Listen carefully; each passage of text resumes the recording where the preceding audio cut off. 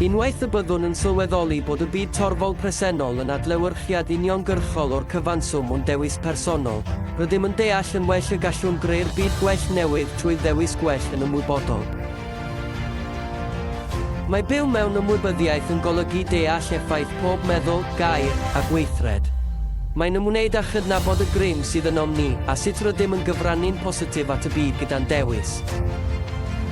Mae bod yn llwyr ymwybodol o'r foment bresennol a'r effaith gylchol o'n gweithredoedd yn golygu byw bywyd gyda ystyr a phwrpas dyfnach.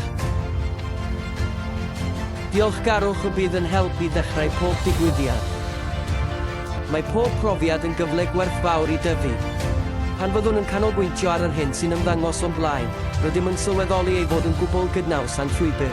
Trwy ildio'r gweddill, rydym yn aros yn sefydlog yn y presennol.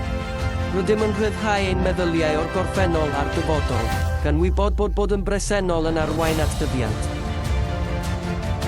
Rydym yn codi ein dwylo am alwad uwch, cenhadaeth i greu byd gwell i bawb.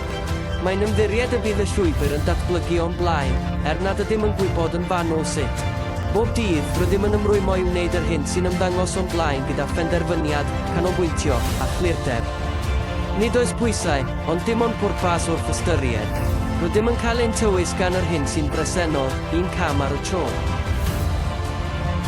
Rydym yn byw ac yn gweithredu fel pe bai'r byd gwell eisoes yma.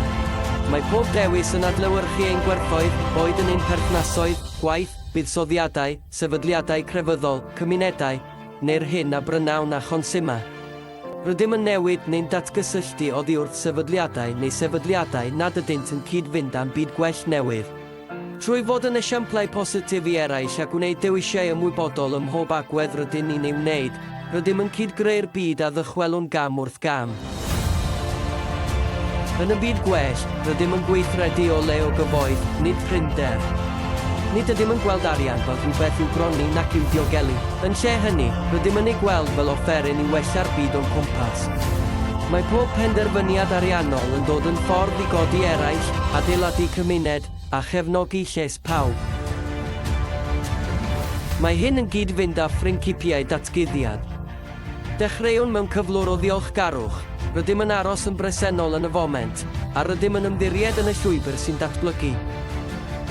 Trwy gyd-fynd am pwrpas uwch a chadw gweledigaeth glir ac fanwl o'r byd gwell, a thrwy ein gweithredoedd cyson a phenderfynol, rydym yn personoli'r byd newydd hwn bob dydd, gam wrth gam, gan ddangos yn glir i'r byd ein bod yn ddifrifol yn ein dymuniad am y byd newydd, gwell a mwy cynaliadwyedd.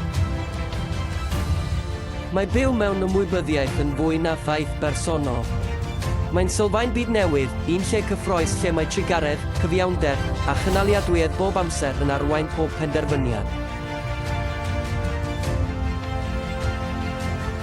Gyda'n gilydd, gallwn greu'r realiti hwn gam wrth gam, dewis wrth ddewis. Byddwn yn y grym dildio a hanfodol sy'n rhoi genedigaeth i'r byd gwell newydd o losgi pell y hen a chreu cyfnod newydd.